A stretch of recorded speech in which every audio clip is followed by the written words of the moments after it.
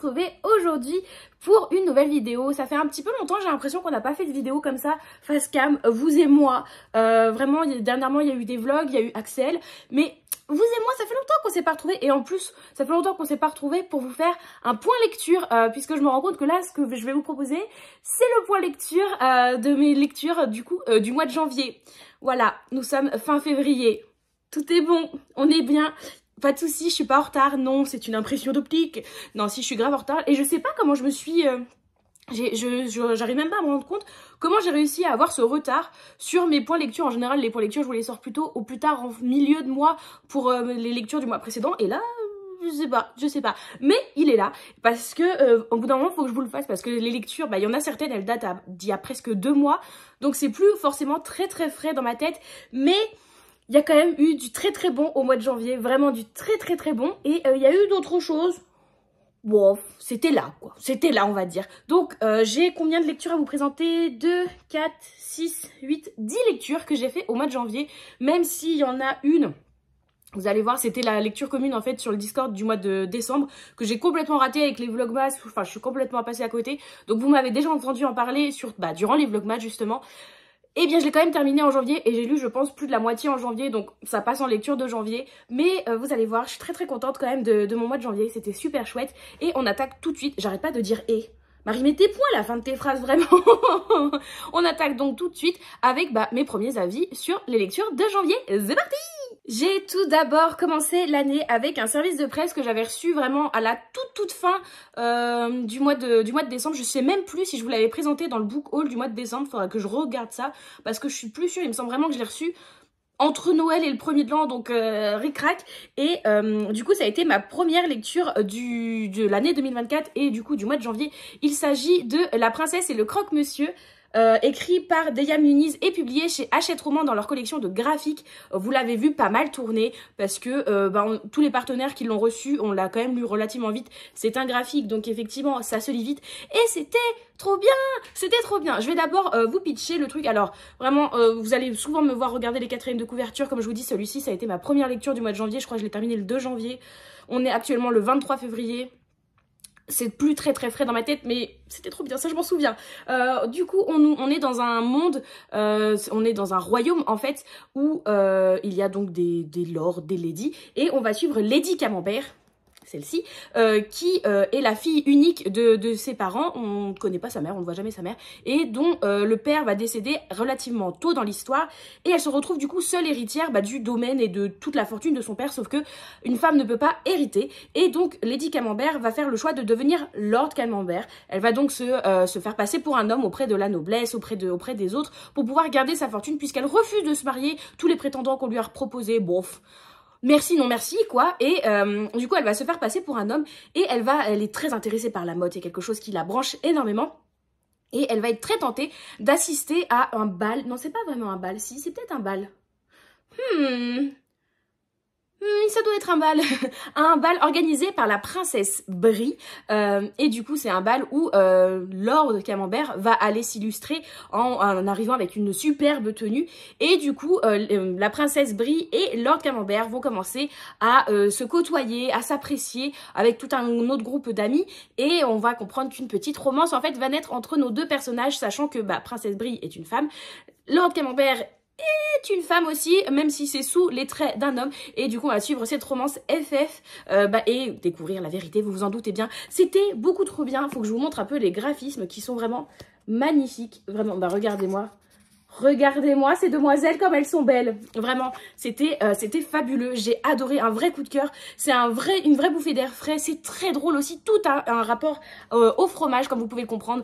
Princesse Brie, Lady Camembert. On a aussi Zola, qui est le diminutif de Gorgonzola. On a aussi la gouvernante de Lady Camembert qui est Feta. Enfin bref, on a beaucoup de personnages comme ça. Le royaume s'appelle le royaume de Gougère.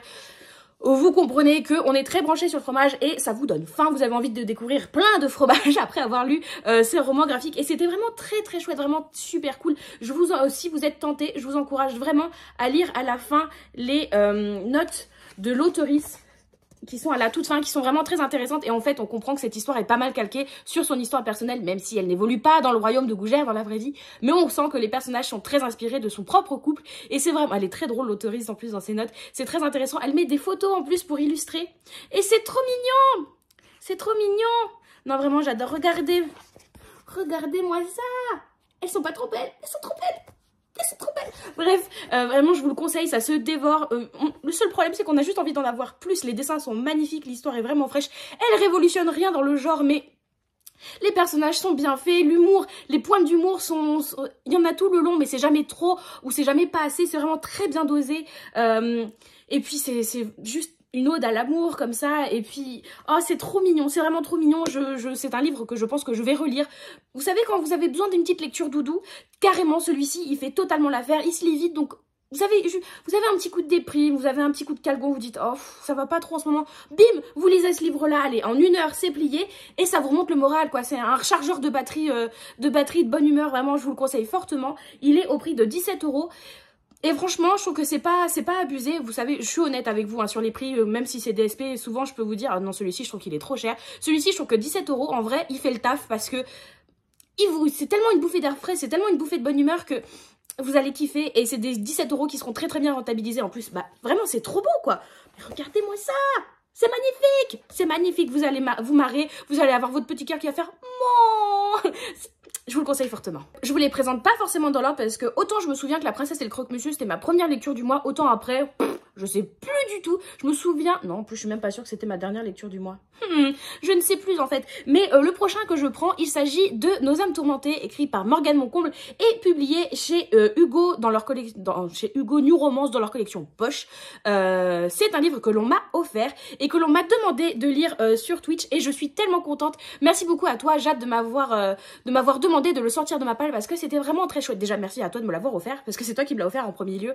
Mais merci beaucoup parce que c'était vraiment très très chouette. Ici on va suivre Azalée, notre jeune femme qui vient de perdre sa mère, son beau-père est parti et du coup Azalée on comprend qu'elle avait quitté sa mère très jeune pour diverses raisons qui vont être expliquées dans le livre au fur et à mesure, ça va être d'ailleurs tout le plot de l'histoire, et qui se retrouve du coup à devoir retourner de chez sa mère une fois qu'elle est décédée pour pouvoir vendre la maison, s'occuper de toutes les affaires notariales, et vraiment tirer un trait définitivement sur son enfance, sur ce qui la raccroche à la ville de son enfance et où se trouve du coup la maison de sa mère. Donc elle va y aller, elle va y rester quelques temps.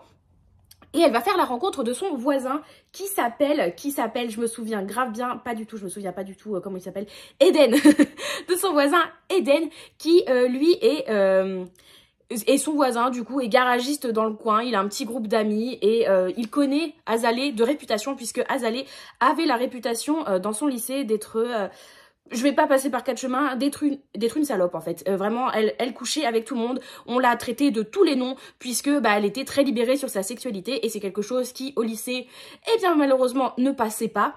Et du coup, Azalée, elle, vous voyez, elle a eu une enfance difficile pour d'autres raisons qui sont évoquées dans le livre et qui vont pousser nos deux aussi protagonistes à se rapprocher, donc nos deux voisins. Donc Azalée et Eden vont commencer à se côtoyer de façon très drôle. Ça va être par leur rencontre officielle est très drôle puisque Azalée est à poil renfermée dehors chez elle après un bain de minuit puisque la maison de sa mère, et de Eden donne sur une plage.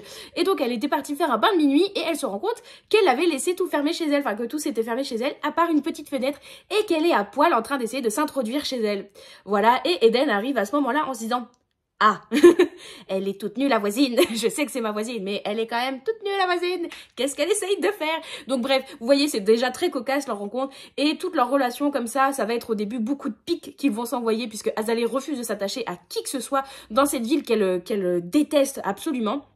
Et en même temps, elle va retrouver ses amis d'enfance qu'elle avait complètement délaissés puisqu'elle est presque partie du jour au lendemain. Et au fur et à mesure du livre, on va comprendre quels sont les traumatismes d'Azalée, qu'est-ce qui l'ont poussée à partir si rapidement, d'une façon si brusque surtout. Et en même temps, on va comprendre que Eden aussi a un passé assez lourd, avec une enfance très difficile. Et ces deux âmes vraiment tourmentées vont se rencontrer et vont essayer d'aller de l'avant ensemble, de se projeter dans un avenir ensemble. Et c'est très très beau, la romance est vraiment superbe. Ils sont trop mignons tous les deux parce que ils sont très drôles mais en même temps ils sont super touchants puisqu'ils ont un passé vraiment très lourd. Par contre, de gros trigger warning sur ce bouquin. On va vous parler de il va y avoir une histoire de viol, de violence conjugale, de violence sur enfants. Il y a aussi un trigger warning sur les tentatives de suicide, pour ne citer que. Donc vraiment, si l'un de ces sujets est pour vous un sujet difficile, vraiment, je vous ne conseille pas ce livre. Voilà, ce serait dommage de vous faire du mal, c'est pas le but dans la lecture de se faire du mal, mais pour ceux pour lesquels ces sujets ne sont pas sensibles, vraiment je vous conseille fortement de foncer. On sent, la plume est belle, on sent que l'autrice en fait a tiré toutes ses tripes, a écrit ses tripes sur le papier en écrivant ce bouquin, vraiment on sent que ça a été dur pour elle, et elle le dit d'ailleurs à la fin, que ça a été le roman le plus dur pour elle à écrire, et ça se sent qu'elle a tout donné dessus, et en fait on imagine très bien les larmes qu'elle a pu verser au moment de l'écriture de ce bouquin.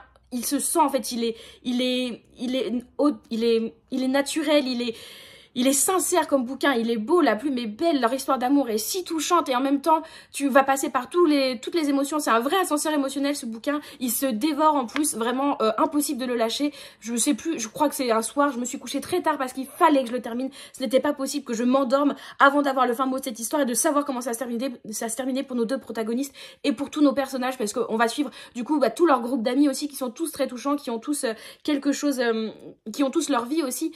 Vraiment très très chouette. On va aussi avoir petit plus un personnage qui appartient au trouble autistique qui va être dans le bouquin et qui va être touchant puisque il est accepté dans ce groupe d'amis. On sait comment il est et il va avoir sa toute petite histoire. Il va être là en fait, il va évoluer avec nos protagonistes et c'était très mignon. Il est touchant aussi comme personnage, comme tous les personnages. Vraiment, j'ai vraiment adoré cette lecture. Ça a été une très très très très bonne lecture.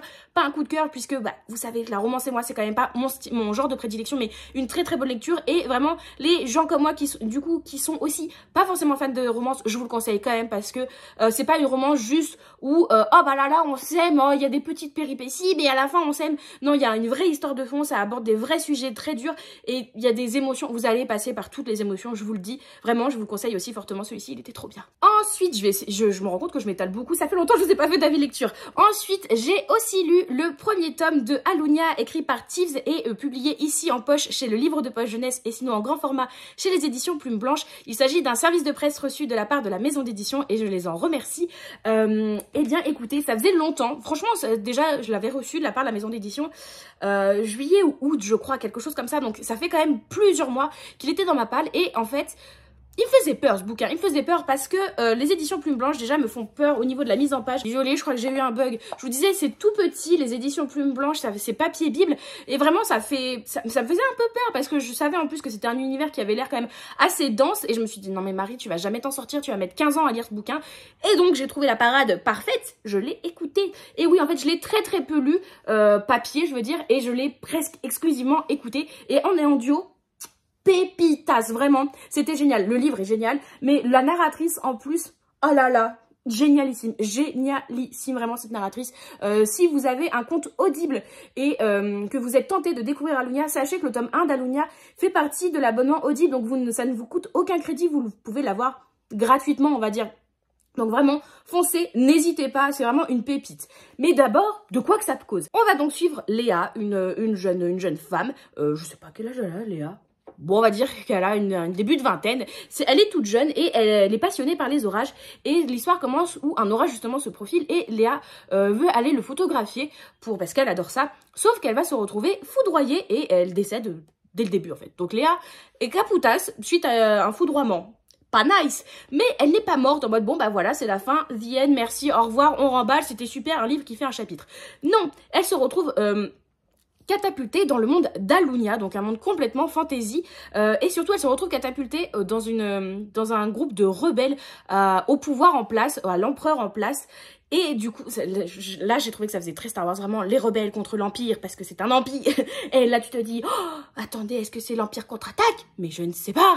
Bref, Léa, elle se retrouve du coup dans ce groupe de rebelles à défendre une cause auquel elle adhère, évidemment, parce qu'on lui a présenté la chose, pas elle adhère parce qu'elle se retrouve là. Bref, elle comprend qu'en fait, l'empereur est sous l'égide d'un oracle, ce qu'on appelle un oracle ici, qui est le grand méchant, qui impose une religion, des croyances qui sont fortes, mais du coup qui sont complètement inhumaines et qui a un but qui est pas très net au début. On ne sait pas vraiment ce que c'est, ça va profiler au fur et à mesure. Et du coup, bah, Léa va essayer de comprendre cet univers, comprendre ce monde, comprendre quelles sont vraiment les causes le conflit en question, et va évidemment rencontrer des rebelles qui sont tous trop touchants. Les personnages sont vraiment chouettes, l'univers est dense, je tiens à le dire parce que surtout en audio, pour moi ça peut être perturbant quand même. Il y a beaucoup de noms propres, que ce soit des noms de lieux, bon, les noms des gens, surtout qu'il y en a certains, ils ont des noms, je les avais jamais entendus. Autant en Caleb, ça va. Autant ensuite, ça part en, il y a 4 syllabes. Alinoé, tu te dis, ouais, ça commence à être long. À l'oral, enfin, quand tu l'écoutes, tu fais, ok, attends, c'était un nom de lieu ou un nom de genre? Donc, il y a beaucoup de ça, il y a beaucoup de, enfin, il y a beaucoup de noms aussi pas de race, mais si, il y a des races aussi parce qu'il y a des différentes créatures. Bref, vous voyez, il y a différents noms propres, donc ça peut être un peu perturbant, mais vraiment l'univers en vaut le coup. L'univers est très très chouette, l'intrigue est super cool, il y a des retournements de situation, des révélations, de l'action, vraiment c'est super, ça vous tient en haleine, ça se dévore tout seul. En fait, j'avais prévu, enfin on l'a lu / écouté avec Clems ensemble. Je m'étais dit oui, je vais essayer de le lire sur une semaine, ça serait chouette, et je l'ai écouté en 3 jours. Voilà, j'ai pas pu me retenir. Au début, je m'étais dit non, en 4 jours, si j'arrive à le faire en 4 jours, je serais déjà fière de moi. Et en fait, le 3e jour, j'étais là. Bon, j'ai fini ma partie du jour. Mais j'ai envie de savoir la fin. Donc, j'ai enchaîné et pour vous spoiler, je suis en train en ce moment même d'écouter le tome 2. Et pareil, je pense qu'en 3-4 jours, et sachant que le tome 2 est beaucoup plus gros, en 4 jours, il va être écouté. C'est vraiment, l'univers est très très chouette, très prenant. Je vous le conseille aussi si vous avez envie d'un bon univers de fantasy. N'ayez pas peur, ne soyez pas comme moi, n'ayez pas peur de l'univers.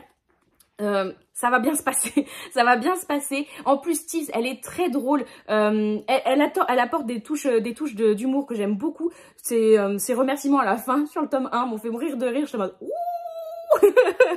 Et les personnages sont très touchants. Il y en a certains que vous allez un peu moins aimer puisqu'ils sont un peu moins expansifs peut-être. Il y en a un vraiment, j'avais un peu du mal à m'y attacher. J'étais là, ouais bon frérot, tu parles pas, tu me touches pas personnellement. Mais notre héroïne, en plus, au début, elle en a marre. Enfin, j'ai beaucoup aimé le personnage de Léa qui est là en mode, bon, les gars, faut me dire des choses parce que elle était dans le flou. Et nous, on évolue avec le point de vue de Léa. C'est-à-dire que si on lui dit pas les choses, si elle connaît pas les choses de l'univers, nous-mêmes, on connaît pas les choses de l'univers. Donc, on est à sa place en mode, ça serait bien de nous donner des infos parce que je comprends rien à ce qui se passe, là.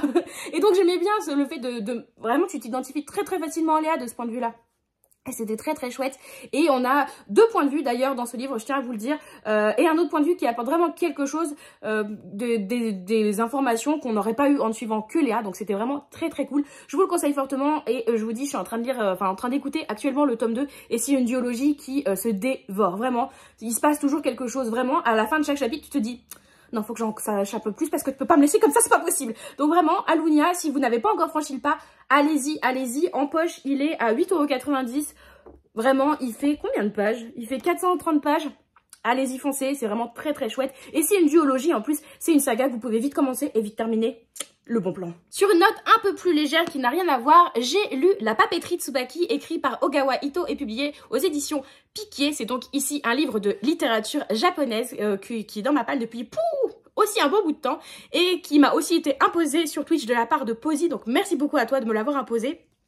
Parce que c'était trop bien, c'était vraiment chouette. C'est typiquement, je vous le dis parce qu'on me l'a demandé, pour ceux qui voudraient découvrir la littérature japonaise, mais vraiment, on va dire, le cliché de la littérature japonaise avec de la littérature très, enfin, une plume très contemplative où il se passe pas grand chose, vraiment tranche de vie. Celui-ci est parfait. Vraiment, celui-ci est parfait puisque si on vous demande il se passe quoi?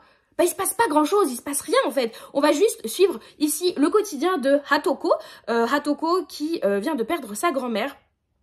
Et qui vivait à l'étranger, donc elle est japonaise, hein, qui vivait à l'étranger, elle faisait sa jeunesse, elle découvrait le monde. Sa grand-mère est décédée et elle n'a pas de parents, Hatoko, donc elle se retrouve à retourner là où sa grand-mère vivait pour reprendre la papeterie qu'elle tenait, la papeterie Tsubaki. Elle reprend la papeterie, sauf que la grand-mère de Hatoko, elle n'était pas seulement tenancière de cette papeterie, elle était surtout ce qu'on appelle une autrice publique, c'est-à-dire une autrice publique, c'est une personne du coup qui va écrire ce que des gens viennent lui commander, faire des commandes d'écriture. Donc par exemple ça va être de ici la voisine qui est poissonnière et qui va demander à Hatoko d'écrire les lettres de vœux qu'elle veut envoyer à ses amis, à ses clients, qu'elle veut envoyer, voilà, à tous. Et par exemple, la poissonnière dit qu'elle n'a pas une très belle écriture, alors que Hatoko, en tant qu'autrice publique, parce que sa grand-mère l'a formée comme ça, en tant qu'autrice publique, a une belle graphie, elle a une connaissance vraiment du sens des mots et vraiment de comment écrire, comment bien formuler ses mots, enfin comment bien formuler ses lettres, quel type de stylo est utilisé, si elle va utiliser du stylo bic, si elle va utiliser plutôt du pinceau pour faire vraiment calligraphie. Vraiment elle va avoir cette connaissance aussi sur le papier, sur le sens que peut avoir le papier, l'importance du papier, savoir quoi utiliser. Donc ça va être tout ça et on va lui demander, donc comme je vous dis la poissonnière, ça peut être aussi, on va avoir...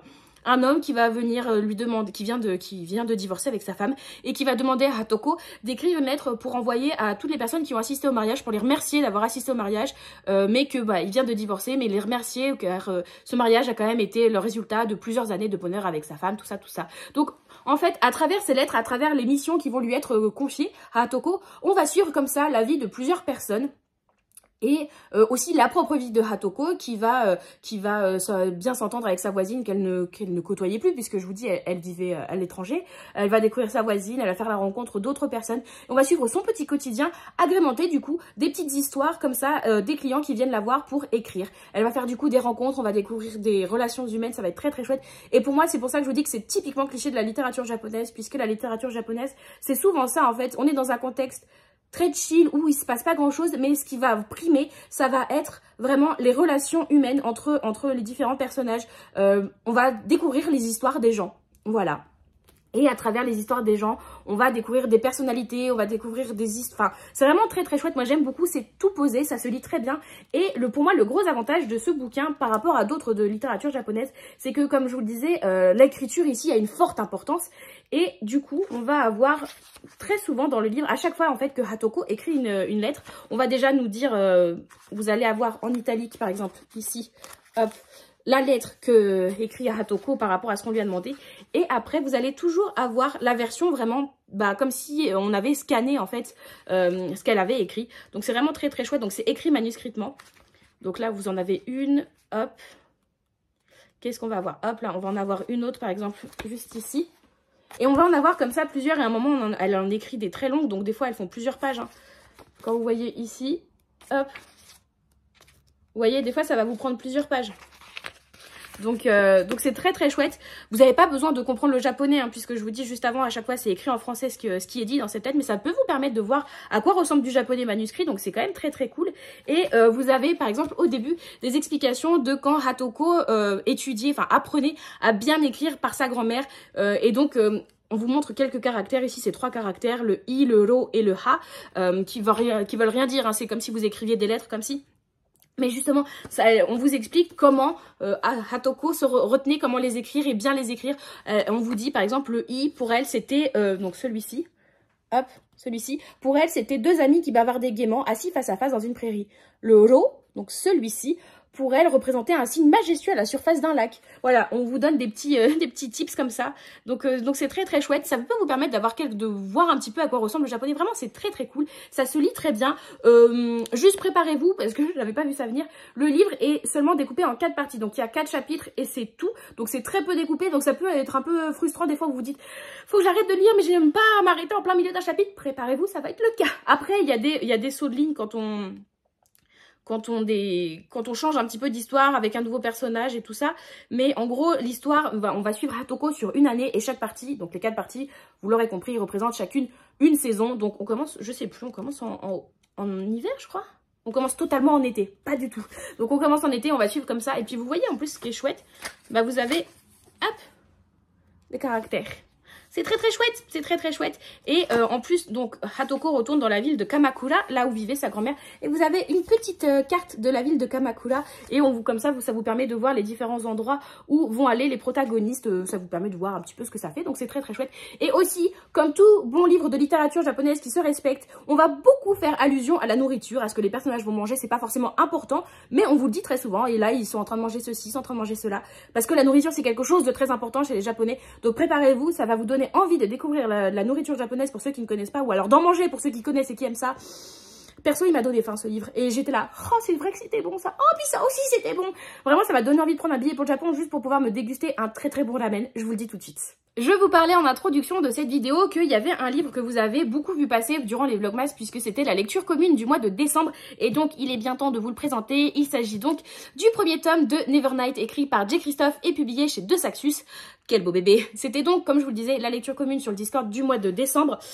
Et du coup, comment vous dire que je l'ai pas du tout lu en décembre. Vraiment, je crois que j'ai quasi rien lu au mois de décembre. Et que par contre, je me suis tout enfilée vraiment sur la première semaine de janvier. Parce que en fait, une fois que tu as le temps de te plonger dedans, mais ça se dévore en fait, ça se dévore. C'était absolument trop bien. Ici, on suit donc Mia. Mia qui... alors déjà, on va avoir une double temporalité. On va toujours suivre Mia. On va d'abord, d'un côté, on va suivre Mia dans le présent, on va dire, donc jeune adulte, et enfin même ado. Et il y a un autre point de vue, enfin une autre temporalité où c'est Mia jeune, pour qu'on comprenne comment elle en est arrivée là, dans le présent. Voilà, c'est ce qui vous permet de rallier son passé, enfin ce qui s'est passé dans son enfance, pour en arriver à ce présent-là qui est quand même assez particulier. On va donc suivre Mia qui, dans le présent, va intégrer une école pour devenir assassin. Assassin de rebelles au pouvoir, enfin à ceux qui sont au pouvoir, qui est aussi très religieux, tout ça, ce pouvoir. Et elle a une dent contre justement ces dirigeants qu'elle déteste au plus haut point. Et on comprend du coup par son passé pourquoi elle déteste ces dirigeants-là, puisqu'ils ont fait exécuter son père qui était considéré comme un rebelle, et emprisonner sa mère et son frère. Donc Mia, elle se retrouve toute seule, elle n'a plus de famille, et du coup, livrée à elle-même, elle va prendre la voie justement de la vengeance en voulant assassiner tous ceux qui sont en cause pour la mort de son père et l'emprisonnement de son frère et de sa mère. Donc Mia, elle est pleine de vengeance. Mia, elle en a plein le dos, elle veut tuer tout le monde. C'est bon, elle en a ras-le-bol, elle a pas envie d'être gentille, elle a été gentille toute son enfance, elle n'a plus envie d'être gentille, donc on va suivre tout son apprentissage. Là, sur ce tome 1, ça va être beaucoup l'apprentissage de Mia, les différentes épreuves pour devenir, je sais plus comment on nomme ça. Je ne sais plus. Bref, pour devenir, voilà, elle va être assassine, ok? Elle va tuer tout le monde. Et en gros, il y a un grade dans les lames, je crois, les meilleures lames. C'est les assassins, hein, t'as jamais vu ça, ils te font peur. Et du coup, elle va passer des examens, des épreuves, tout ça. Et elle va rencontrer d'autres jeunes de son âge qui eux aussi veulent devenir assassins pour d'autres raisons que la sienne. C'est pas forcément pour un esprit de vengeance. Donc elle va rencontrer des gens avec qui elle va bien s'entendre, d'autres avec qui elle ne va pas s'entendre. Et mais le truc, c'est que c'est jamais puéril parce qu'on pourrait se dire, c'est des ados. Je viens de voir, elle a 16 ans. C'est des ados, ouais, ils pourraient être super en mode, oh non, petite histoire d'adolescence. Ouais, il y a des histoires d'adolescentes, il y a des petites amourettes. Mais vraiment, ils sont venus ici pour devenir assassin. Donc en fait, c'est des histoires d'adolescents, oui et non, tout est calculé, c'est plein de complots, tu sais pas à qui tu peux faire confiance. Quand tu commences à faire confiance à quelqu'un, tu te dis, est-ce que j'ai raison de faire ça? Non, je pense pas. C'est horrible, mais c'est très bien parce que tu sais jamais à quoi t'attendre. Et J. Christophe te fait comprendre que tu as bien raison de ne jamais savoir à quoi t'attendre puisque tu peux, vraiment, il peut te dire, oh, tu aimes bien ce personnage, c'est dommage, il meurt la page d'après. Et toi t'es là, mais je t'ai dit que je l'aimais bien. Vraiment, c'était très très chouette, c'est très prenant, il y a des retournements de situation, H24, vraiment, il y a des choses, j'étais là en mode, mais non, mais tu peux pas faire ça. Mais je t'ai dit que j'avais pas envie que ça soit comme ça. Et l'auteur, il te regarde, je t'ai pas demandé ton avis en fait. Vraiment, ce livre, il prend ton cœur et il va faire schla avec. Terrible, terrible, c'était vraiment très très chouette, l'univers est génial. J'adore la plume de J. Christophe, vraiment je l'avais adorée dans l'Empire du Vampire. Et j'ai retrouvé la plume que j'avais aimée dans l'Empire du Vampire ici. C'est très sanglant, préparez-vous, c'est très sanglant, il y a des scènes. Tu te dis, il y a beaucoup trop de sang et de viscères. C'est pas normal, c'est pas censé se passer comme ça. Donc c'est très sanglant, c'est vulgaire aussi, les personnages sont vulgaires. Mais parce que ils en ont rien à foutre en fait, vraiment. Ils sont naturels, ils cherchent pas à bien parler, ils sont naturels, ils sont venus ici pour s'entretuer quoi, concrètement, c'est un peu l'idée. Vous préparez-vous à voir des morts, il y a des morts et c'est pas des petits morts en mode oh mort empoisonné, il ne s'est rien passé, non, c'est des morts. Je vous dis, il y a des viscères par terre, quoi. C'est pas Jojo. Et l'auteur n'a vraiment aucun scrupule à faire du mal à tous les personnages. Tous les personnages vont prendre cher. Et vous avez des révélations. Et j'ai adoré suivre Mia dans le passé. Vraiment, la Mia dans le passé qui explique le pourquoi du comment. C'est ce qui permet en fait de mettre en place l'univers et de comprendre un petit peu comment ça fonctionne. Donc c'est très important ces points de vue dans le passé. Et c'est très très chouette parce que tu vois vraiment comment était le personnage avant, elle était une jeune fille somme toute normale, et comment elle en est devenue à devenir une fille quasi sans cœur, à vouloir atteindre son objectif quoi. Donc ça va être très chouette, on va rencontrer des personnages auxquels vous allez vous attacher. Je vous dis, en vous demandant si vous faites bien de vous attacher, spoiler alert, non, vous arrêtez de vous attacher au personnage, t'as pas le temps, vraiment. Et cette fin, tu veux savoir la suite, il y a des retournements de situation et tu te dis, putain, c'est la merde. Effectivement, c'est la merde. Mais il te reste 2 tomes derrière qui sont tout aussi gros. Tu te fais, bon, bah l'auteur, il attend de me faire dire 2 fois au moins, ah non, ça va. Puis en fait, non, ça va pas. Puis en fait, si, ça va. Mais non, ça va pas. Donc j'ai très hâte de pouvoir continuer cette saga. Je pense vraiment que je vais terminer cette série dans l'année. Ça c'est sûr, j'ai pas envie de le faire plus traîner, c'est très bien. Et pour tout, il y en a beaucoup qui l'ont lu du coup en lecture commune aussi, bah, comme je vous disais au mois de décembre, ceux qui ont réussi à respecter les délais, qui ont adoré. Et je sais que vous êtes plusieurs aussi à avoir déjà enchaîné sur le tome 2, voire à avoir terminé la trilogie parce que impossible de lâcher. Et je vous comprends totalement, c'était vraiment très chouette. N'ayez pas peur de la grosseur de ce bouquin, vraiment ça va bien se passer, c'est très prenant, il se passe toujours quelque chose, ça se dévore. Vraiment, si vous avez le temps de vous poser pour lire, ça va très bien se passer, ça va couler tout seul. Vraiment, n'ayez pas peur. Et aussi, ce livre a fait beaucoup de débats par rapport aux notes de bas de page qui sont des fois, voilà par exemple, ici, qui sont des fois au moins la moitié de la page, voire des fois, il y a certaines pages où vous avez ça de l'histoire et l'autre, enfin les 3/4 de la page, c'est des notes de bas de page.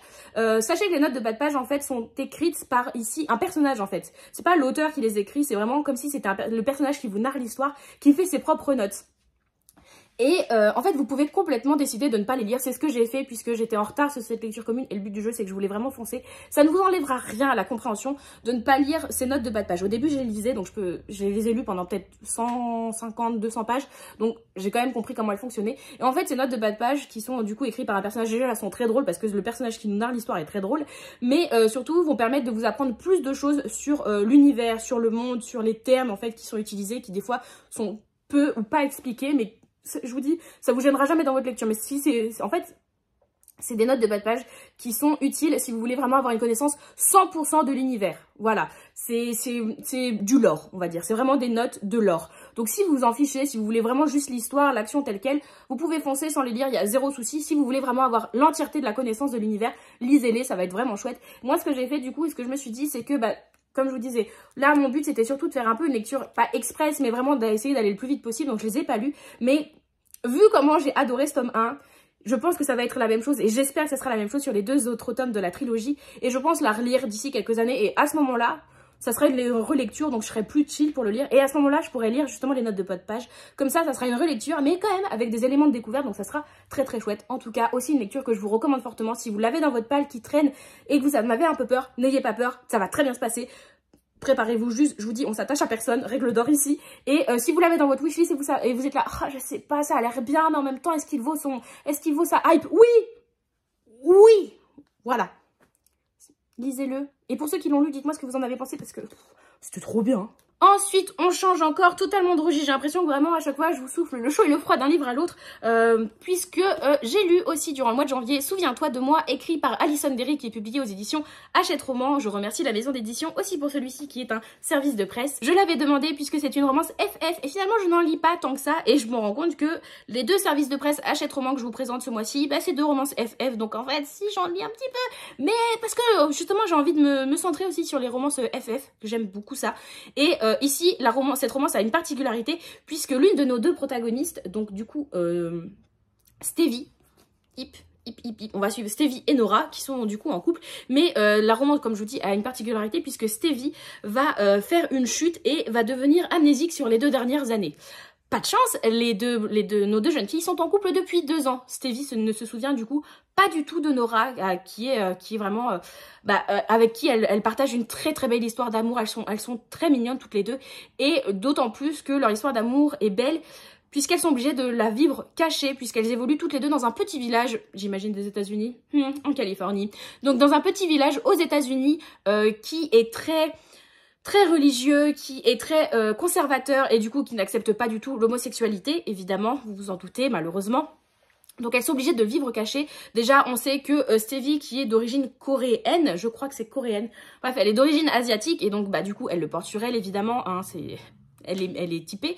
Déjà on comprend que elle a des amis qui sont racistes, qui font comprendre que elle est un peu chinoise quand même, et tu te dis donc en fait ça te permet de cerner complètement la vie dans laquelle elle évolue, et elle est obligée de cacher son histoire d'amour même auprès de ses parents, puisque ses parents, on comprend que son père est homophobe en fait, et sa mère est totalement effacée, et tu sens que sa mère est pas forcément investie dans l'histoire de sa fille. Et donc on va suivre l'histoire du point de vue de Stevie, qui a perdu la mémoire et qui va petit à petit essayer de se retrouver, de se souvenir de qui elle était, puisque elle a perdu la mémoire durant son adolescence, donc au moment où tu te construis en fait. Donc elle pense qu'elle est beaucoup plus jeune et qu'elle est encore assez naïve, assez innocente, alors que finalement, bah, bon, elle est innocente, mais alors que finalement, bah, elle s'est déjà vraiment forgé son caractère, sa personnalité, et bah du coup, c'est le moment de se reconstruire. Donc ses parents vont être présents autour d'elle, quoique son père assez absent. Mais sa mère va être très présente autour d'elle. Stevie va beaucoup traîner avec ses amis aussi pour essayer de récupérer des bribes de qui elle était, savoir qui elle était, ce qui s'est passé pendant ces 2 ans dont elle ne se souvient pas.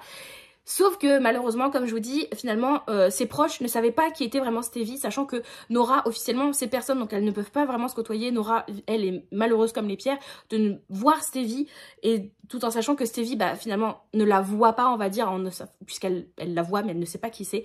Et en fait, on se rend compte que Stevie, on essaie de lui faire penser que bah non, elle n'est pas homosexuelle, qu'elle était amoureuse de tel garçon, tout ça. Donc on va totalement l'induire en erreur, et au fur et à mesure du livre, on va comprendre que en fait, ça vous montre très bien que l'homosexualité n'est pas un choix, que c'est pas si on pouvait reset le moment où on a fait son coming out, bah en fait on serait totalement d'une autre sexualité. Non, sa sexualité, ça fait partie de qui on est, c'est vraiment un trait de personnalité, donc c'est pas un choix en fait, c'est pas comme si on te demandait à l'adolescence, ou en tout cas au moment où tu découvres ta sexualité, tu veux être quoi? Moi je serais bisexuelle. Non, c'est comme ça fait partie de toi, on te demande pas ton avis. C'est comme on te demande pas ton avis, est-ce que tu veux être jaloux ou pas toi? Non, j'ai pas envie d'être jaloux, c'est pas chouette. Bah non, demande pas ton avis, t'es jaloux malheureusement pour toi, parce qu'en général c'est pas très cool. Donc ça vous permet enfin ce livre met en avant que vraiment sa sexualité, enfin notre sexualité fait partie de nous, et que on y reviendra toujours en fait, si on laisse parler justement qui on est vraiment, on reviendra toujours à sa sexualité, et du coup nos deux protagonistes vont se redécouvrir et vont revivre leur amour, redécouvrir leur histoire d'amour, et c'est vraiment très chouette. C'est une belle ode à l'amour, et c'était vraiment très cool. Ça manquait peut-être pour ma part un petit peu de profondeur, j'aurais aimé en avoir un peu plus, et la fin était un petit peu, je dirais pas bâclé parce que c'est pas le cas, mais était très rapide, et j'aurais aimé que ça soit un petit peu plus, que la difficulté auquel font face nos 2 jeunes femmes soit un peu plus prononcée, pour que vraiment comme ça la résolution de fin tu te dises là ça passe très vite, donc bah le soulagement que tu as à la fin, que tout se résolue bien, bah, est moindre quoi en fait, parce que tu te dis ouais bah je m'en doutais quoi. Donc bon, ça perd un petit peu de sa force, mais ça reste quand même un très beau livre qui est très chouette. Vraiment que j'ai bien kiffé. Il est dans la même collection que celui-ci que je vous avais présenté aussi, que j'avais lu il y a quelques mois et que j'avais bien aimé. Bah écoutez, on est sur le même niveau au niveau du plaisir de lecture. C'est une bonne lecture que j'ai fortement appréciée, qui s'est dévorée hein, parce que c'est quand même écrit relativement aéré. Et donc ça se lit très bien, mais il manque un petit quelque chose pour que ça soit une très bonne lecture. C'était un bon moment de lecture, je pense que je m'en souviendrai, mais ça sera pas non plus mémorable. À la fin de l'année, je pense pas que je vous le citerai dans mes meilleures lectures, et je vous le dis direct, c'est pas ma meilleure lecture du mois de janvier, mais c'était quand même très cool. Donc si vous avez envie de découvrir une petite romance FF comme ça, qui parle de la sexualité et de se redécouvrir soi-même, voilà, franchement je vous le conseille, il est chouette. Il est au prix de 19 € pour le coup. C'est peut-être un peu chéros, je trouve, puisqu'il n'est pas très gros et il se lit vite.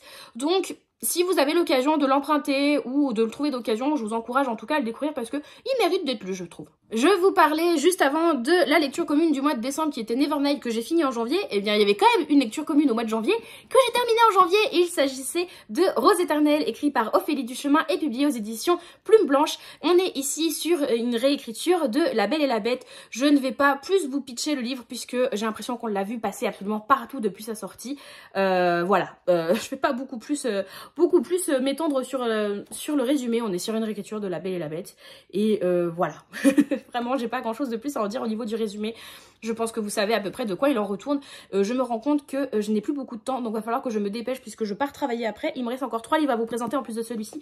Donc maintenant, ça va être un peu express. Je suis désolée, mais je fais ce que je peux. Du coup, ici, qu'est-ce que j'en ai pensé? Alors je sais que ça a été un livre qui a été coup de cœur pour beaucoup de gens. Eh bien écoutez, moi ça n'a pas été le cas.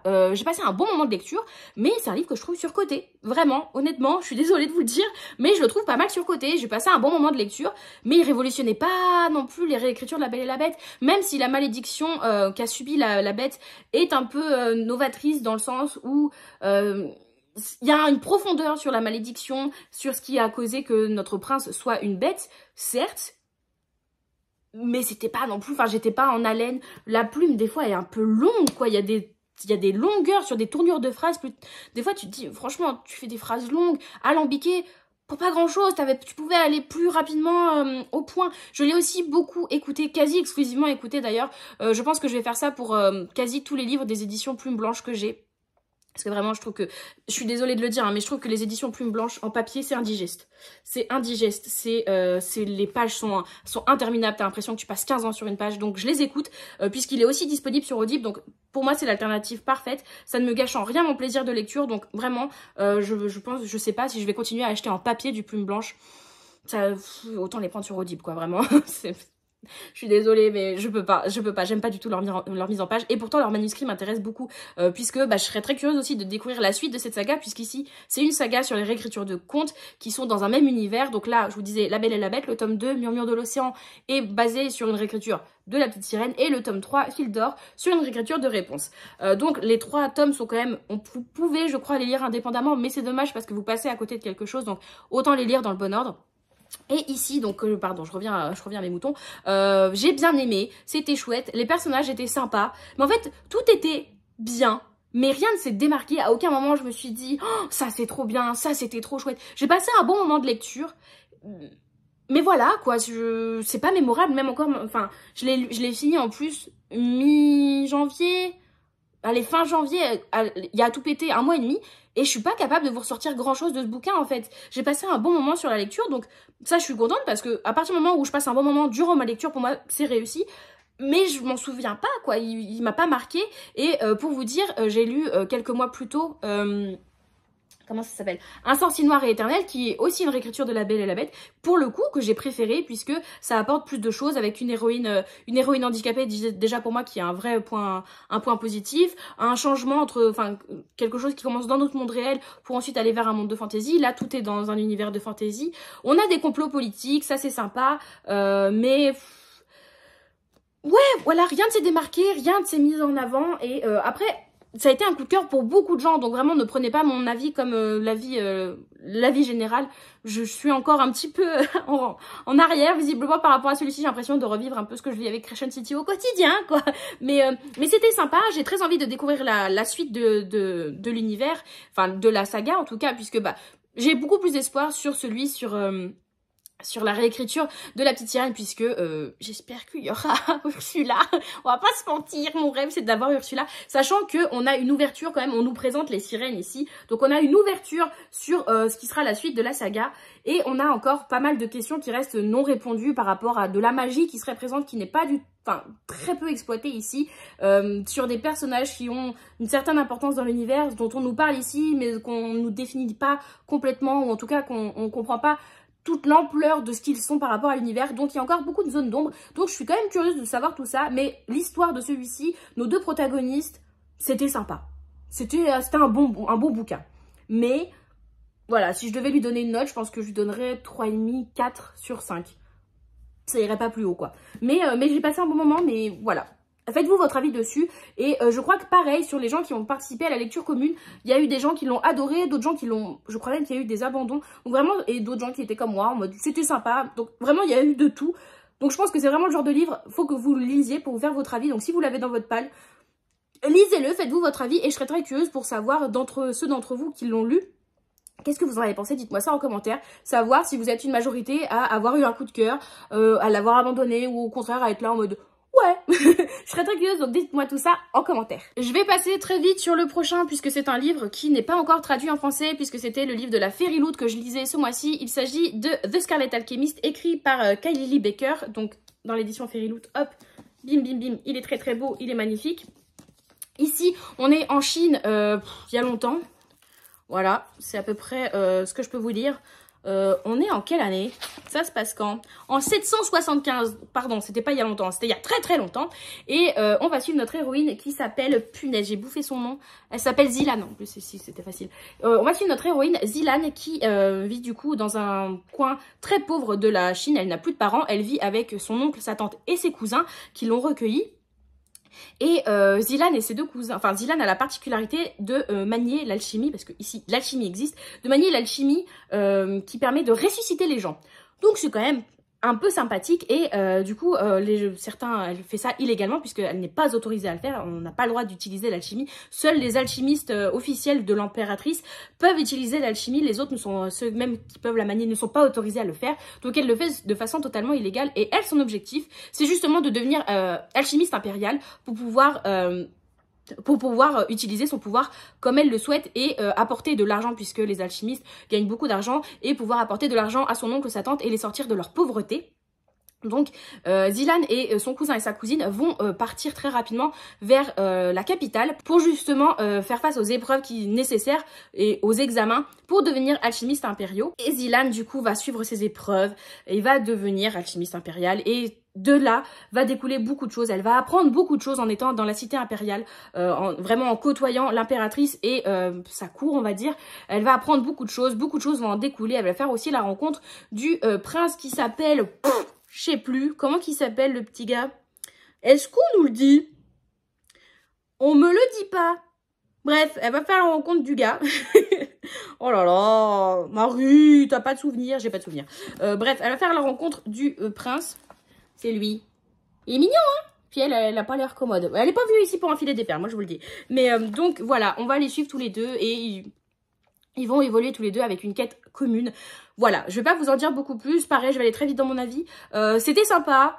Il y avait des choses bien et il y avait d'autres choses moins bien. Du coup, une lecture assez mitigée. C'est un tome 1. Je ne lirai pas la suite. Je suis arrivée au bout de celui-ci parce que j'avais envie de savoir. Mais la première moitié, qu'est-ce que je me suis fait suer? Oh, elle était longue, mais elle était longue. Tout le fait qu'on découvre Zilan, qu'on découvre déjà d'où elle part. C'est long pour pas grand chose, on n'avait pas besoin de autant s'étaler. Les épreuves pour devenir alchimiste, qu'est-ce qu'elles sont nulles. Vraiment, elles sont mauvaises. Je me suis fait suer. Les épreuves, à aucun moment je me suis dit, ah, elles sont bien construites. Ah, mais tu sais pas vraiment ce qui peut arriver. Tu sais comment ça va se terminer. Tu sais qu'il y en a qui vont lui essayer de lui mettre des bâtons dans les roues. Et puis qui vont pas y arriver. Enfin... tout est déjà cousu de fil blanc, en fait, tu sais ce qui va se passer. Il n'y a pas d'enjeu sur ces épreuves. Donc tu te dis, allez... on abrège les épreuves, on a compris que c'était pas ça le point le plus important. Le point le plus important, c'était ce qui allait se passer après. Donc, allez, embraye, quoi. Donc, c'était long, la première moitié. Vraiment, ça sert à rien. Enfin, tu pouvais faire moitié moins, quoi. Donc ça, c'était relou. Et par contre, après... mais ça va dans tous les sens, ça ne s'arrête jamais. C'est action, révélation, poum, poum, poum, poum, t'as pas le temps de te poser. Vraiment, le rythme est tellement inégal entre la première moitié et la seconde moitié. Vraiment, la première moitié, tu te fais chier, tu te dis pourquoi je lis ça. La seconde moitié, tu te dis ça va dans tous les sens. Et il y a certaines révélations dont tu te doutes, que tu vois venir, tu fais... ouais, je le savais. D'autres révélations, tu fais ah ouais. Donc c'est pareil aussi, même sur les révélations et sur les actions, parce que pareil, il y a des scènes d'action, tu te dis bon, je sais comment ça va se terminer, parce que si ça se termine pas comme ça, c'est la fin de l'histoire en fait, donc on s'en fout. Donc en fait, même sur ça, il y a une balance qui est mal faite, un rythme qui est mal fait, puisque il y a des choses que tu vois venir, d'autres pas. Tout est trop inégal en fait dans ce bouquin, tout est vraiment trop inégal. Les personnages aussi, vraiment, le prince, je le lisais en lecture commune avec Émilie de la bibliothèque d'Emilia. Elle l'a abandonné d'ailleurs, elle n'est pas arrivée à la fin parce qu'elle était là, je m'en fous en fait, je suis pas investie dans ma lecture, je compte pas lire la suite, ça sert à rien que je me force à le lire. Moi je suis arrivée à la fin mais pareil, je lirai pas la suite. Mais quand j'en parlais avec elle, le prince, pendant très longtemps je l'appelais la carpette, il sert à rien, il est là, il est chiant, il fait juste acte de présence, tu sers à rien. Et même après, quand tu sers, c'est pas fou. Vraiment, il est un peu nulos comme personnage, quoi. Et tu te dis, putain, Zilan, tu vaux mieux que ça. Je te jure, il est chiant, ce gars. C'est horrible. Bref, une lecture en demi-teinte. Aussi, le méchant, il est cheaté. Genre, il est trop fort. C'est-à-dire, vraiment, quand tu crois que tu vas pouvoir l'avoir, eh ben non, en fait, il va avoir un truc encore mieux. Tu te dis, putain, mais c'était imprévisible, en fait. Et puis, quand tu te dis, ok, on a su trouver une parade pour pouvoir le vaincre sur ce qu'il avait déjà fait de mieux, il va faire encore mieux. C'est bon, la surenchère, ça se passe comment? Stop, au bout d'un moment. Donc, ça aussi, c'est chiant. Tu fais... on peut au moins me faire croire qu'à un moment ou un autre, c'est possible qu'on le vainque ou pas. Parce que là, c'est long. Et dernière chose aussi, pour ceux qui seraient intéressés de le lire, je sais pas du tout s'il va être traduit en français, j'en sais rien du tout. Mais en tout cas, je crois pas pour l'instant que ça soit prévu. J'en sais rien. Mais quelque chose auquel je ne m'attendais pas aussi, c'est que c'est très sanglant. Il y a des scènes... Pouah, vraiment, sur du niveau de J. Christophe, il y a des viscères, il y a du sang, ça va dans tous les sens. T'as des morts très soudaines, très dégueulasses. Voilà, je l'avais pas vu venir. Perso, moi, je m'en fiche de ça, ça me fait rien. Mais je préfère vous le dire, pour les âmes sensibles, qui sont sensibles justement aux violences et à tout ce qui est mort gore, il y en a. Voilà, c'est à peu près mon avis dessus. Donc, Je l'ai lu, j'attendais de vous le présenter en point lecture ici pour le mettre sur Vinted et le revendre puisque je ne vais pas le garder, ça ne sert à rien, je ne compte pas lire la suite. Il est beau le bouquin, mais ça s'arrêtera là pour moi. Allez, plus que 2 livres, il faut que j'avance parce que je dois partir d'ici 10 minutes. Le prochain bouquin, il s'agit des fleurs les plus dangereuses n'ont pas d'épines, écrit par Lydie Tabarin et publié chez Hachette Roman. C'est donc, pardon, hop, j'enlève le marque-page qui va tomber. Un service de presse aussi que j'ai reçu de la maison d'édition. Merci beaucoup à elle. Déjà, on s'arrête sur le côté un petit peu superficiel, mais le livre est absolument magnifique. Attendez, on s'en rendra mieux compte comme ça. Il est trop beau! Il est trop beau, il est très très beau. Je vous l'avais présenté, je crois, sur le book haul du mois de décembre, puisque je l'avais reçu en épreuve non corrigée. Donc je suis très contente d'avoir eu l'épreuve définitive, puisqu'il est quand même magnifique avec... Oh, c'est vrai qu'on avait eu un petit mot de l'autrice, hop, très très chouette, avec ses petits rabats, pouic. Donc voilà, vraiment très très cool. Donc déjà l'objet livre est très très beau et le livre était sympa. Pareil, c'était pas la meilleure lecture de ma vie, mais il était vraiment sympa. Ici on va suivre du coup nos 2 protagonistes, donc ici et ici. Donc on a Isabelle et j'ai pas de mémoire des noms, c'est terrible. Comment elle s'appelle? Attendez. En plus elle a un nom un peu plus original, dirons-nous. C'est pas toi. Je cherche en fait parce qu'à chaque début de chapitre on change de point de vue et donc on va nous dire les noms. Andarina, voilà. Donc on va suivre Isabelle et Andarina qui sont toutes les deux filles de chacune d'un couple d'une famille qui tient un salon de thé, qui sont vendeurs de thé, créateurs de thé. Et c'est un petit peu la guéguerre parce que les boutiques sont limite l'une en face des autres, l'une en face de l'autre. Et c'est un petit peu la guéguerre puisque on comprend qu'il y a eu un événement dans le passé qui font que ces 2 familles qui au début s'entendaient très bien, maintenant ne s'entendent plus du tout, se détestent absolument. Et donc les 2 filles, Isabelle et Andarina, font perdurer un petit peu cette idée-là en se détestant cordialement, vraiment, elles se détestent. Et l'histoire va commencer lorsque les 2 filles, justement, vont être convoquées au Palais Royal, puisque la reine vient d'être empoisonnée par l'un des thés qui a été fabriqué par l'une des 2 familles. Et elles sont toutes les 2 un peu dans le pétrin, puisque la reine est morte. On cache que la reine est morte, et les 2 filles sont du coup chargées d'enquêter pour savoir qu'est-ce qui s'est passé. Sinon, si elles ne trouvent pas le coupable sous, je sais plus combien de temps elles ont, 3 semaines, 1 mois je crois. Si elles ne trouvent pas le coupable, en tout cas, ce qui s'est passé sous ce temps-là, eh bien, elles seront enfermées et leurs familles seront dans le caca, puisque on estimera qu'il y a eu attentat auprès de la reine et que ce thé était véritablement empoisonné des savantes. On se doute bien qu'évidemment le thé n'était pas empoisonné dès le début. On sait directement à quelle maison appartient le thé. On sait laquelle des 2 familles a fait le thé. Donc ça, c'est pas un mystère pour nous. Mais donc on va suivre nos 2 protagonistes, nos 2 héroïnes, qui vont être chargées du coup d'enquêter et de savoir ce qui s'est passé auprès de la reine. Et vous vous doutez bien qu'elles vont découvrir beaucoup de choses, que tout cela va aller au-delà de leur petit quotidien, de s'approvisionner en ingrédients pour fabriquer du thé. On va découvrir que elles ont un don, qu'elles sont descendantes de familles qui viennent d'une autre région, de notre royaume, et qu'elles ont un don particulier, enfin chacune un don différent, mais qui découle de quelque chose. Elles vont faire la rencontre de plusieurs personnages qui vont les mêler dans des complots politiques, puisque vraiment tout ça va prendre une ampleur beaucoup plus grande que... vous vous doutez que si une reine est empoisonnée, c'est que derrière il y a des complots politiques, et évidemment on va les découvrir. On va découvrir des personnages vraiment très haut en couleur, et on va surtout découvrir un 3e personnage, puisque le livre se base sur 3 points de vue. Donc nos 2 protagonistes, Isabelle et Andarina, et un 3e personnage qui s'appelle Feng, qui est un personnage gender fluid, donc qui va aussi bien s'identifier comme homme ou comme femme suivant le jour, en fait, son point de vue va changer. Et ça d'ailleurs, c'est jamais perturbant. L'autrice le fait très très vite comprendre à chaque fois qu'on reprend le point de vue de Feng pour savoir si c'est un jour où il s'identifie en homme ou un jour où elle s'identifie en femme. Donc ça c'est très très bien. J'avais peur d'être un peu perdue, que ça soit pas évident. Ça l'est à chaque fois, donc ça c'est chouette. Et donc on va suivre Feng. Je vais utiliser un pronom masculin pour parler de Feng, ça sera plus simple pour moi je pense. On va suivre Feng du coup, qui lui est le fils de l'ambassadrice. Sa mère est ambassadrice et du coup est quand même chargée, qui est une sorte d'espion on va dire, qui est amené dans plusieurs missions et qui va être amené du coup à rencontrer nos 2 protagonistes, vous vous en doutez, mais qui a un objectif totalement différent des 2 leurs.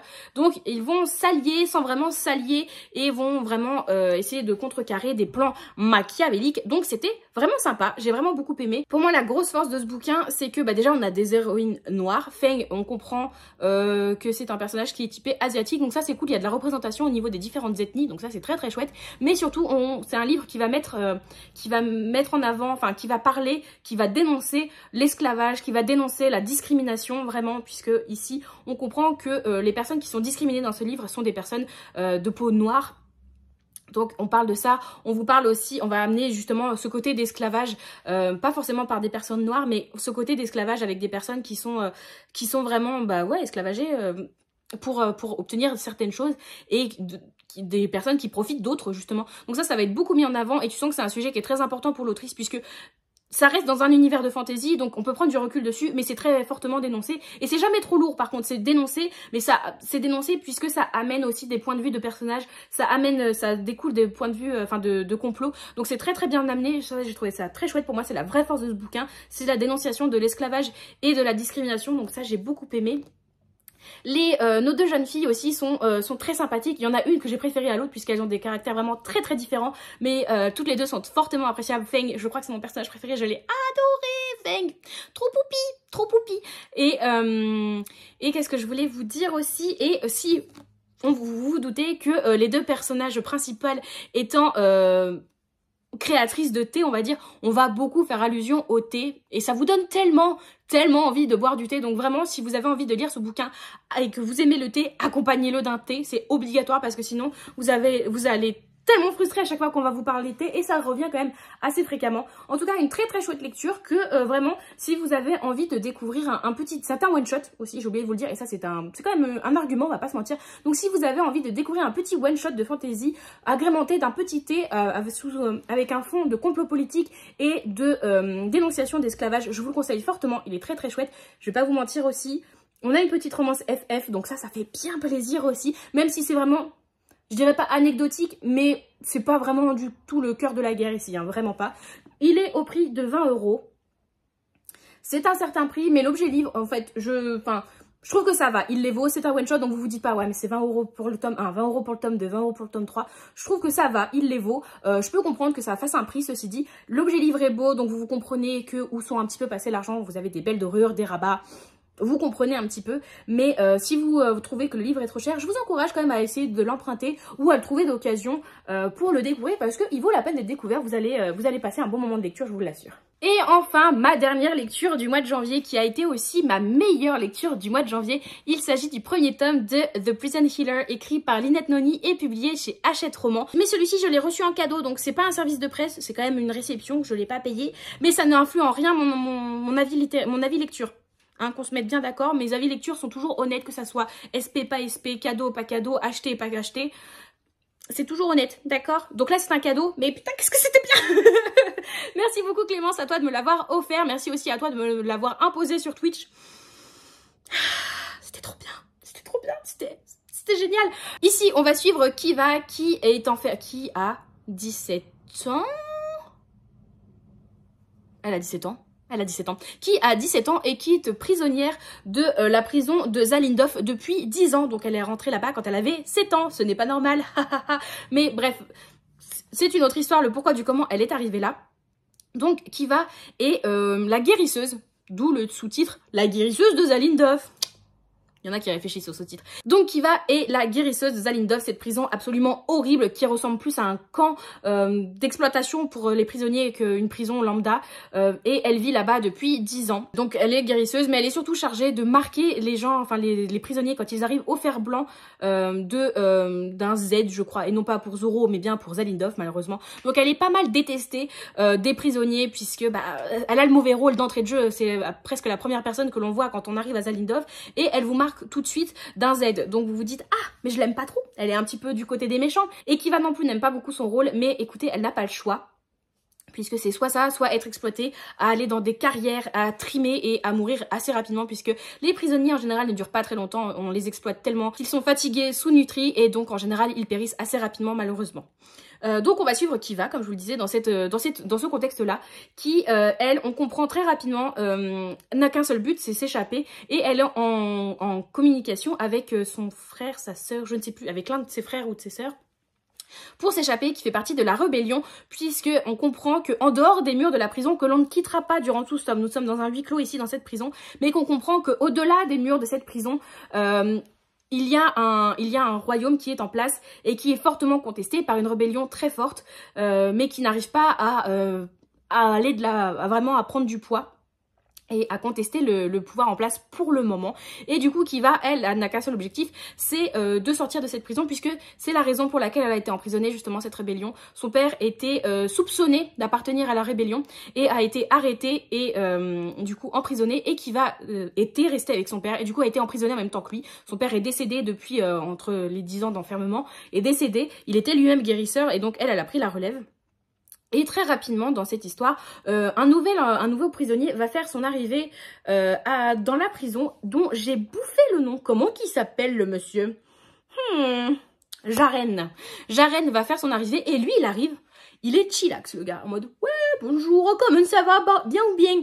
Gars, tu arrives dans la pire prison du monde et toi t'arrives en mode c'est limite il est pas là, vous avez du feu pour ma clope? Non Jaren, on n'a pas de feu pour ta clope. Vraiment il est chill, mais il est chill, tranquille, franchement. Ben non, pas tranquille. Il va être amené aux carrières, on va lui dire, bah non, bah tu vas creuser mon coco. Donc vraiment, pas fou, pas fou. Et du coup, Jaren, il revient souvent voir Kiva pour des excuses un peu nullos. Donc tu comprends que Jaren, il a quelque chose à voir avec Kiva, qu'il a envie de la côtoyer. Et du coup, ils vont commencer à pas mal se côtoyer, sauf que elle, Kiva, elle est pas venue ici pour enfiler des perles, elle a un objectif, c'est s'échapper, rejoindre la rébellion, rejoindre sa famille, donc elle en a rien à foutre de Jaren. Donc on va suivre ce Jaren qui lui tourne autour, qui est toujours accompagné d'une garde qui s'appelle Nahari, je crois, qui par rapport aux autres gardes est beaucoup moins dure et beaucoup plus compréhensive, même si bon bah ça reste une garde d'une prison où tous les gardes sont affreux, donc elle est quand même très intransigeante sur pas mal de points, mais elle est quand même plus laxiste que d'autres, donc c'est un personnage auquel on s'attache. Et on va suivre aussi, je ne sais plus comment il s'appelle, mais qui est avec Kiva dans l'infirmerie. On a un petit jeune qui lui aussi a été enfermé quand il était jeune, je ne sais plus, mais plus du tout comment il s'appelle, j'ai aucune mémoire des noms, c'est d'un triste. C'est d'un triste. Bref, qui est très touchant. C'est un gamin qui est trop mignon, plein, tout enjoué. Et en fait, il a quasiment grandi dans cette prison, donc il ne connaît rien d'autre. Donc pour lui, c'est son quotidien, c'est normal. Donc voilà, ça c'est le contexte de base. Mais ça va aller tellement plus loin que ça. Vraiment, il va se passer tellement de choses. Vous allez toujours avoir des retournements de situation. Les personnages, j'ai adoré Kiva, elle est trop bien. J'ai adoré Jaren et son flegme, vraiment... tranquille le gars, j'ai adoré Nahari, j'ai adoré ce foutu gamin dont je retrouve pas le nom, qui est dans l'infirmerie aussi et qui aide Kiva. On va suivre d'autres personnages qui vont aller au-delà, qui seront très attachants, d'autres qui seront des parfaits connards. Vraiment, les personnages sont peut-être un peu clichés, mais bien écrits, donc c'est un cliché que personnellement qui ne m'a pas gêné du tout, vraiment que j'ai adoré. Et l'histoire est vraiment chouette, on comprend qu'il se passe tellement de choses en dehors de ces murs que l'on ne quitte pas. On a envie d'en savoir plus, on a envie de savoir quelle est l'ampleur de tout ce royaume. On va avoir des révélations. J'avais pas vu venir, vraiment. J'ai été sur le cul à plusieurs reprises durant ce livre. De l'action, en veux-tu, en voilà. Vraiment, c'était un parfait combo. Là, je vous parlais que pour The Scarlet Alchemist, je trouvais vraiment le rythme et la balance très mauvaise. Ici, tout est très bien jaugé. À aucun moment, tu t'ennuies, même quand c'est des moments un peu plus plats. Les dialogues sont bien faits, les personnages sont bien construits, donc c'est quand même un plaisir de les suivre, même si c'est pour peut-être s'échanger des banalités ou pour des moments vraiment de plus de calme. À aucun moment, tu te dis c'est long, j'en peux plus, j'en ai marre, c'est prenant, c'est génial. La fin! Faut qu'on parle de cette fin, putain. Faut qu'on parle de cette fin. Mon Dieu, mais elle m'a laissé là en mode... Mais j'ai pas la suite. Mais j'ai pas la suite. J'ai pas la suite. Ah, j'ai pas la suite. Vraiment, cette fin appelle tellement le tome 2. J'ai pas le tome 2. Quel est le sens de ma vie? Je ne sais pas. Mais rassurez-vous, c'est une trilogie et le tome 3 sort en mars. Donc... je vais tellement enchaîner tome 2, tome 3, bing bing, comme ça là. Vraiment, j'aurais pas le temps de niaiser. Je m'en fous. Oh là là, mais c'est trop bien. Et de ce que j'ai compris, en plus, la fin du tome 2 est encore pire que la fin du tome 1.